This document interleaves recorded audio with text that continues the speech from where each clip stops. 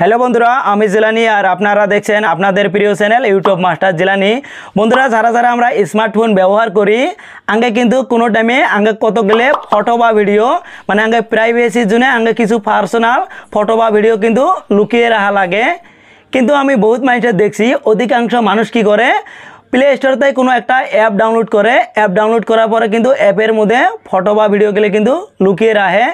কিন্তু একটা বেশি প্রবলেম দেখা যায় অ্যাপের মধ্যে যদি ওই ধরনের ফটো বা ভিডিও যদি লুকিয়ে রাখে, কিছুদিন পরে ফটো বা ভিডিও গেলে কিন্তু ওটাই ডিলিট হয়ে যায় আর কিন্তু রিকভার করে পায় না। এটা কিন্তু বহুত বড় একটা প্রবলেম। আজকে আমি আপনার মোবাইলেতে কিন্তু একটা সেটিং আছে, আমি এই সেটিংটা করে দিলাম।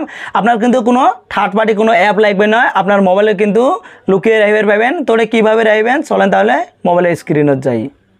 আমার মোবাইলের স্ক্রিনটা অল্প ফলো করবেন, আমি যেভাবে ক্লিক করবো সেমভাবে কিন্তু আপনার ক্লিক করা লাগবে।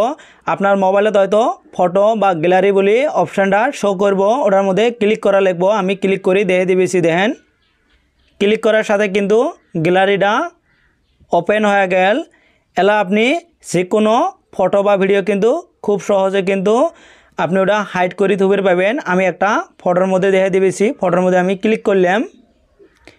ক্লিক করার সাথে তলে দেখেন 3 ডট বলে 3টে অপশান আছে, এটার মধ্যে ক্লিক করবেন। আমি এটার মধ্যে ক্লিক করলাম। ক্লিক করার সাথে এটা কিন্তু একটা অপশান আছে হাইড, এটার মধ্যে আমি ক্লিক করলাম। ক্লিক করার সাথে কিন্তু আমার ফটোটা কিন্তু হাইড হয়ে গেল, ফটোটা কিন্তু আমার এটাই নাই। এলা আমি ফটোটা যদি দেখবে চাই কিভাবে দেখবো, অল্প স্ক্রল করলাম। স্ক্রল করার পরে এটা কিন্তু একটা অপশান আছে হাইড, এটার মধ্যে আমি ক্লিক করলাম। এভাবে কিন্তু আপনি আপনার ফটোটা দেখবে পাবেন। এলা যদি চান আপনার যেটা হাইড ফোল্ডার আছে ওটাও যদি শো না করে, কিভাবে ওটা আপনি শো না করাবেন, অল্প আমি ব্যাগের মধ্যে আসবেছি। ব্যাক করার পরে উপরে 3 ডট বলে একটা অপশান আছে, এটার মধ্যে আমি ক্লিক করলাম। ক্লিক করার পরে তলে যেটা সেটিং অপশান আছে এটার মধ্যে ক্লিক করলাম। ক্লিক করার সাথে নিচে দেন একটা অপশান আছে শো হাইড অ্যালবাম, এটা আমার অন করা আছে। এটা যদি আমি অফ করে দেই তাহলে কিন্তু আমার ফোল্ডারটা শো করবে নয়। দেখেন আমি ব্যাগের মধ্যে যা দিয়ে দিয়েছি, দেন এটা কিন্তু ফোল্ডারটা শো করে নাই। এটা অন করে দেওয়ার সাথে কিন্তু ফোল্ডারটা শো করব।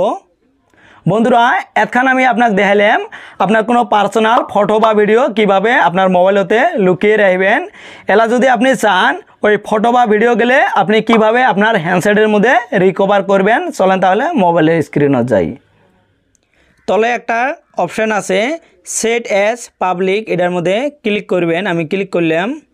ক্লিক করার সাথে কিন্তু আপনার ফোল্ডারটা শো করব, কোন ফোল্ডারের মধ্যে আপনি ফটোটা সেভ করবেন। উপরে দেন সেভ টু, কোন ফোল্ডারের মধ্যে সেভ করবেন। সাপোজ আমি ক্যামেরার মধ্যে সেভ করবো, ক্যামেরার মধ্যে ক্লিক করলাম। ক্লিক করার সাথে কিন্তু সাকসেসফুল সেট অ্যাজ পাবলিক, যেটা ফোল্ডার দিয়ে দিছি ক্যামেরা ওটার মধ্যে কিন্তু ফটোটা শো করছে। দেখেন